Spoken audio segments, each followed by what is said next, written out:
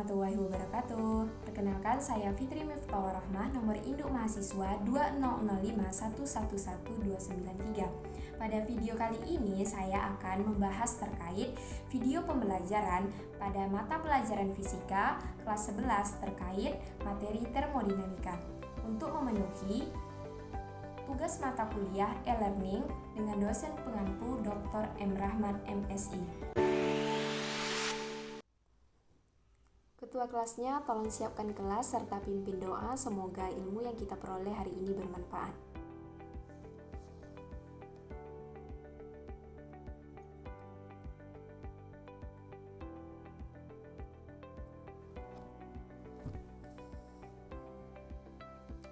Assalamualaikum warahmatullahi wabarakatuh. Bagaimana kabarnya Ananda semua? Alhamdulillah baik ya. Gimana hari ini ada yang gak hadir? Ada ya? Oh, siapa? Oh, Cica. Kenapa? Oh, sakit ya dia? Oke. Nah, sebelum kita memulai pembelajaran pagi hari ini, Ibu ingin bertanya terkait materi pembelajaran kita pada minggu lalu. Nah, ada yang masih ingat materi apa yang kita pelajari pada minggu lalu? Ya, benar sekali, yaitu usaha, proses termodinamika, dan juga hukum satu termodinamika. Nah, ada yang bisa menyebutkan sistem apa saja yang ada di termodinamika? Ya, betul ya, yaitu sistem terbuka, tertutup, dan juga sistem terisolasi. Nah, selain dari itu kita juga mempelajari terkait proses termodinamika. Nah, Ibu ingin bertanya, apa saja proses termodinamika? Ya, dua lagi apa? Ada yang ingat? Ya, benar sekali. Nah, jadi proses termodinamika itu ada 4. Yang pertama itu isotermal, isobarik, isochorik, dan juga proses adiabatik. Nah, Anda semua jangan melupakan materi tersebut karena materi tersebut ada kaitannya juga tentang materi kita pada pagi hari ini. Nah, sebelum kita memulai materi pada pagi hari ini, Ibu ingin menyampaikan suatu informasi. Nah, informasi ini bagi Ibu termasuk penting untuk Ananda ketahui. Informasi tersebut yaitu terkait bahwa dari data yang telah Ibu cari, materi termodinamika ini selalu keluar dalam ujian, baik itu ujian sekolah, ujian nasional, maupun ujian SBMPTN atau sering kita kenal dengan ujian memasuki perguruan tinggi. Nah, oleh karena itu penting bagi Ananda semua untuk mengetahui dan memahami materi termodinamika ini secara utuh, sehingga memudahkan Ananda semua untuk proses Ananda ke jenjang berikutnya. Adapun bentuk soalnya bakal Ibu bahas di akhir pembelajaran nantinya. Adapun tujuan pembelajaran kita pada pagi hari ini yaitu Ananda semua mampu menganalisis bagaimana cara kerja mesin siklus Carnot. Baik, pembelajaran kita pada pagi hari ini kita lakukan secara kolaborasi dengan mengerjakan LKPD non-eksperimen karena keterbatasan persediaan alat yang ada di laboratorium. Nah, kita akan membahas terkait bagaimana cara kerja dari siklus Carnot, di mana dengan berbekalkan pertemuan sebelumnya, Ibu harap Ananda semua bisa mengerjakannya dengan baik. Silahkan duduk di kelompoknya masing-masing di mana kita telah mensepakati kelompoknya pada minggu lalu. Ketua kelasnya tolong ambil LKPD-nya di meja Ibu ya. Untuk waktu pengerjaan LKPD sendiri Ibu beri waktu 30 menit, 15 menitnya nanti kita akan presentasi.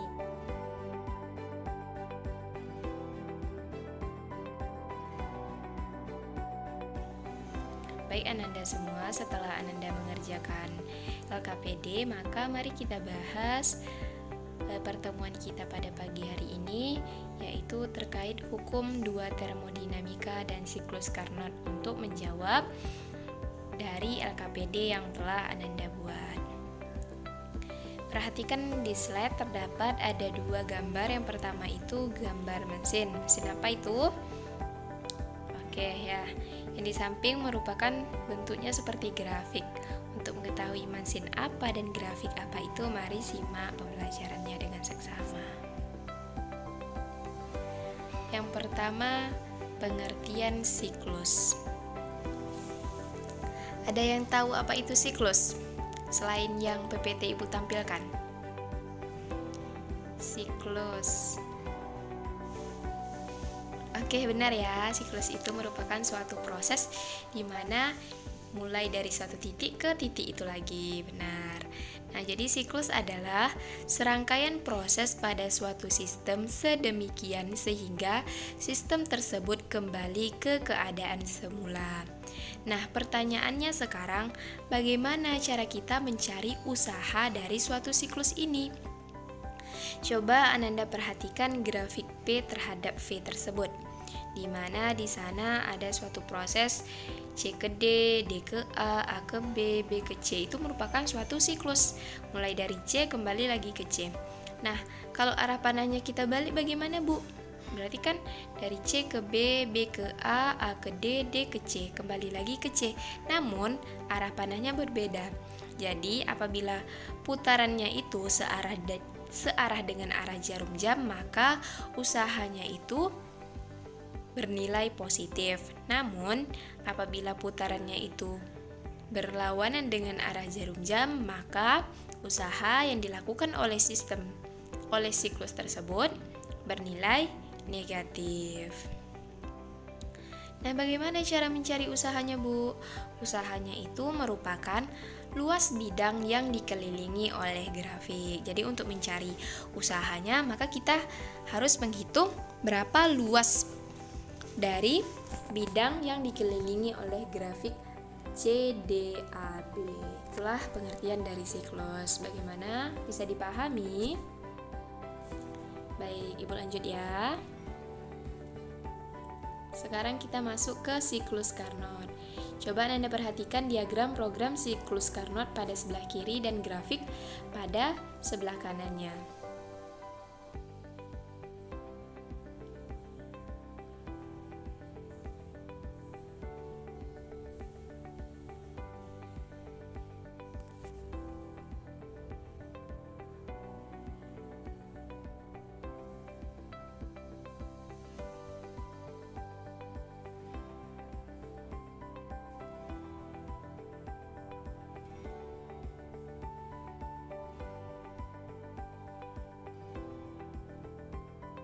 Oke, ada yang paham maksud dari grafik tersebut?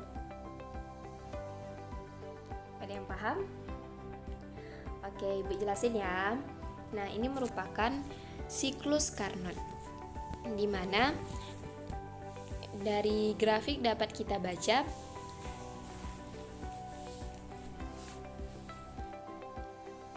Oke, sebelum kita ke grafik, siklus Carnot ini ditemukan oleh Carnot bahkan sebelum hukum satu termodinamika ini ditemukan.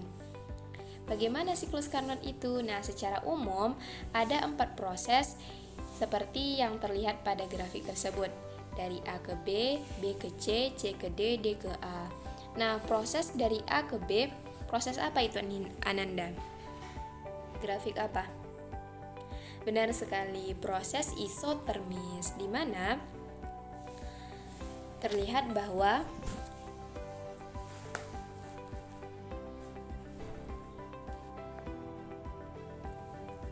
pada grafik itu terlihat bahwa ada kalor yang masuk dari lingkungan ke suhu sebesar Q1 pada suhu tinggi,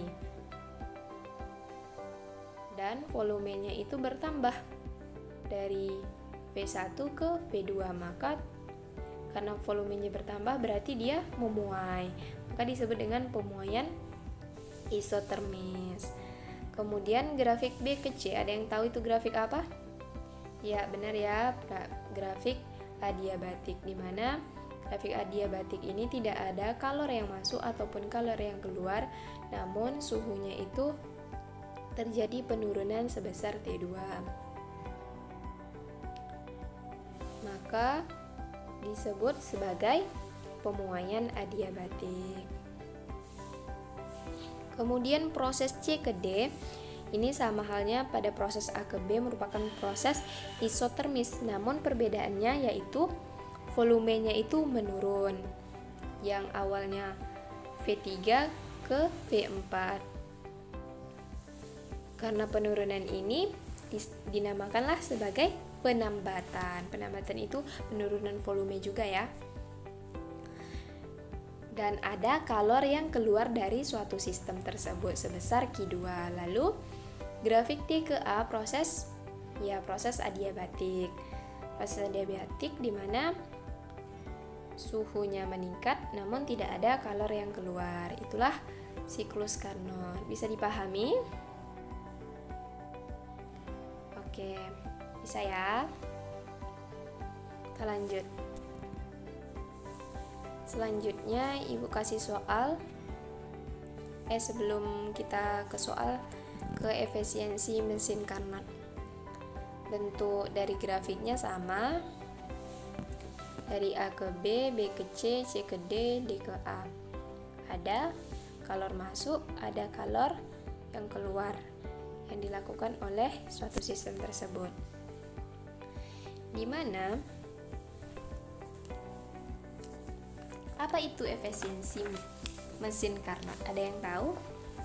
Nah, efisiensi mesin Carnot merupakan karakteristik dari mesin Carnot itu sendiri, dinyatakan dengan efisiensi mesin, yaitu perbandingan usaha yang dilakukan oleh sistem per kali diserap dikali 100%.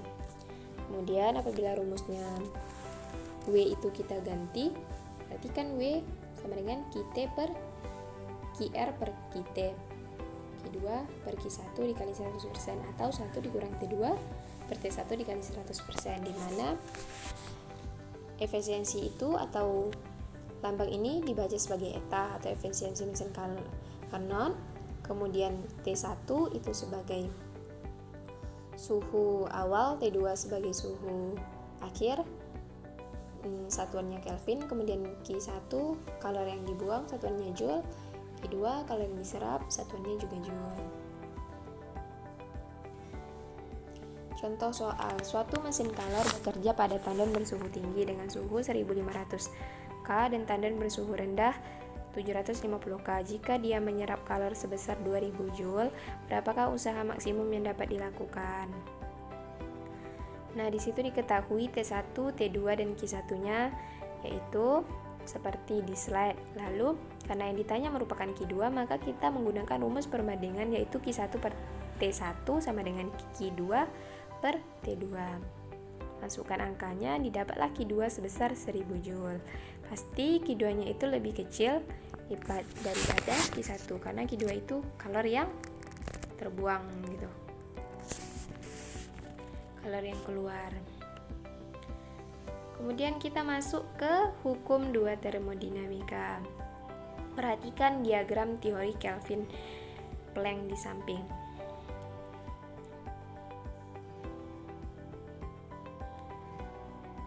Nah, rumus Kelvin Planck ini tidak mungkin membuat mesin yang bekerja dalam suatu siklus menerima kalor dari suatu sumber kalor dan mengubah kalor itu seluruhnya menjadi usaha. Perhatikan gambar di sebelah kiri. Di sana ada tandon panas, ada kalor, ada sistem, dan juga ada usaha. Apa maksud dari gambar tersebut? Ada yang bisa menerangkan? Atau apa yang Anda ketahui dari gambar tersebut?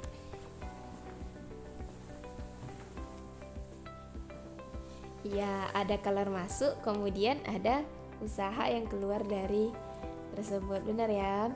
Oke, mesin yang sempurnanya itu, yang diharapkan itu ketika ada tandon panas. Anda tahu tandon itu apa? Oke, tandon itu seperti penampungan, persediaan, sama kayak wadah gitu. Ada tandon panas yang menghasilkan kalor, di mana kalor tersebut masuk ke suatu sistem lalu keluar lagi. Ibaratkannya itu seperti kita memasak air, di mana panas dari kompor itu sebagai kalornya dan pancinya itu sebagai usahanya.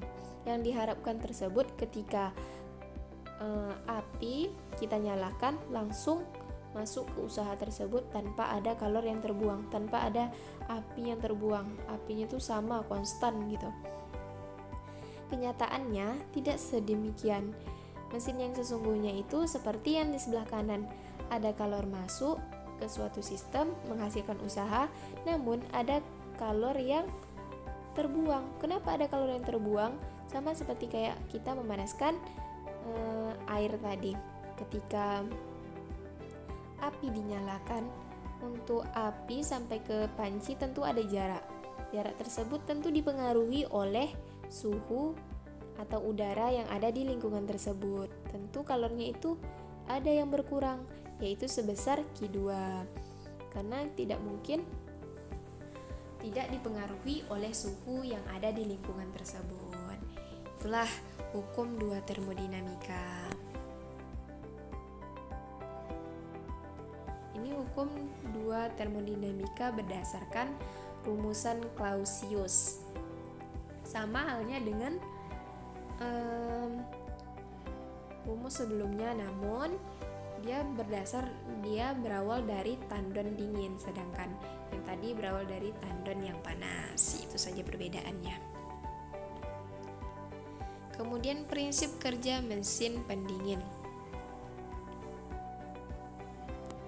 Yang A, pompa listrik A memompa gas misalnya freon amonik yang dimampatkan melalui B dengan melepaskan kalor.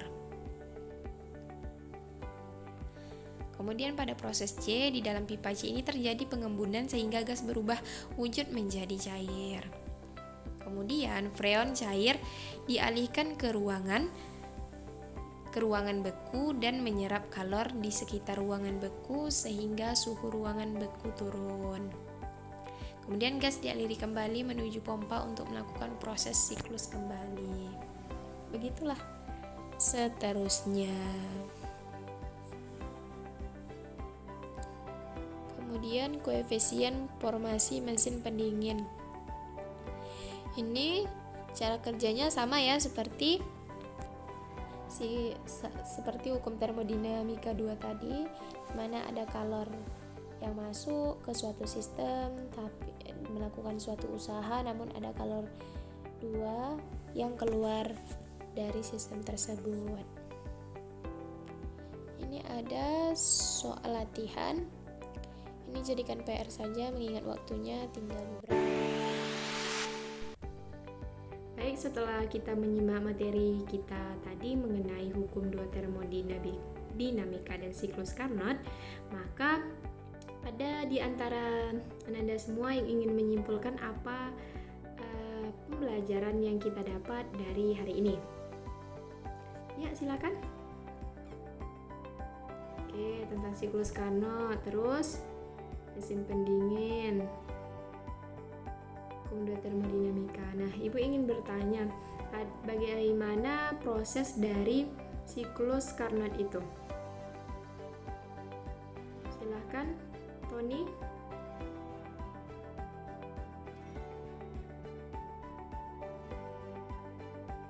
Ya, benar ya. Nah, yang dikatakan Tony itu benar ya, bahwa kesimpulan kita dari pembelajaran ini yaitu pada siklus Carnotnya, di mana proses dari A ke B merupakan proses isotermik, ada kalor yang masuk ke dalam sistem pada suhu yang tinggi. Ini terjadi proses pemuaian karena volumenya itu bertambah. Kemudian dari B ke C merupakan proses adiabatik dan juga merupakan pemuaian adiabatik karena volumenya juga bertambah, namun suhunya terjadi penurunan dan kalornya itu tidak ada masuk ataupun keluar.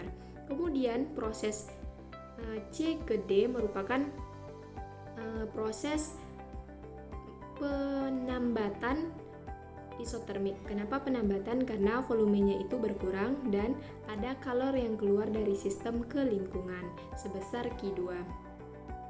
Kemudian dari D ke A merupakan proses penambatan adiabatik karena terjadi penurunan volume dan tidak ada kalor yang masuk ataupun keluar, lalu suhunya itu bertambah. Itu merupakan dari siklus Carnot ini. Coba simpulkan bagaimana bunyi hukum 2 termodinamika. Ya, silahkan Cici. Ya, benar ya yang dikatakan Cici. Nah, dari yang dikatakan Cici tadi, coba simpulkan rumusnya dalam matematis. Silahkan Anton. Ya, benar ya. Q1 sama dengan W ditambah Q2. Oke, selanjutnya Tony, siapa penemu hukum 2 termodinamika? Ya, benar ya. Nah, Ibu rasa itu merupakan kesimpulan kita pada pagi hari ini. Semoga ilmunya bermanfaat. Untuk soal yang Ibu maksud pada apersepsi tadi, itu sudah Ibu jelaskan di soal nomor 1, lalu soal-soal berikutnya sudah bakal Ibu jadikan tugas. Nanti silahkan lihat di modulnya ya, di nomor berapa saja nanti Ibu bakal kasih tahu. Demikian pembelajaran kita pada pagi hari ini tentang hukum 2 termodinamika dan siklus Carnot. Semoga ilmunya bermanfaat. Ibu akhiri. Assalamualaikum warahmatullahi wabarakatuh. Telah menonton video pembelajaran saya, semoga videonya bermanfaat. Sampai ketemu di video berikutnya dan saya akhiri. Assalamualaikum warahmatullahi wabarakatuh.